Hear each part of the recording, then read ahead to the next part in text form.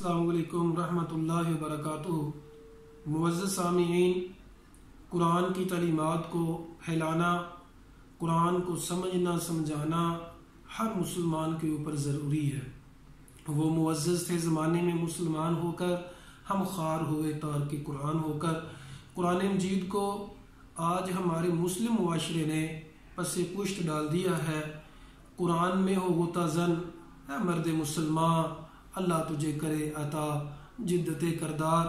موجودہ وقت میں سب سے اہم جس چیز کی ضرورت ہے وہ قرآن کو سمجھنے سمجھانے کی ہے۔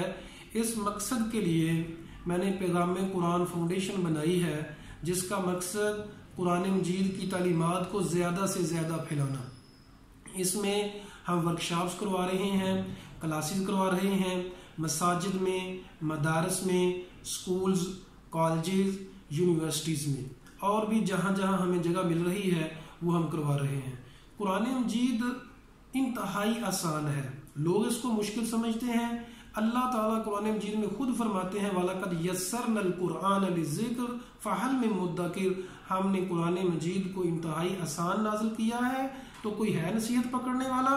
تو قرآن مجید کا جو یسرنا القرآن کا کے اندر نقطہ ہے، جو گہرائی ہے، وہ یہ ہے کہ اردو دان طبقے کے لیے قرآن مجید کو سمجھنا تو ہے ہی بہت آسان۔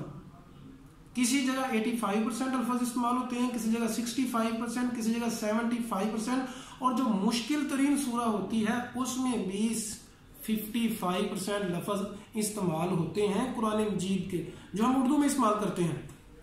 تو اس مقصد کے لیے سوشل میڈیا پہ میں نے پیغام قرآن فاؤنڈیشن ایک پیج بھی بنایا ہے، اور یوٹیوب پہ بھی ہمارا کام ہوگا۔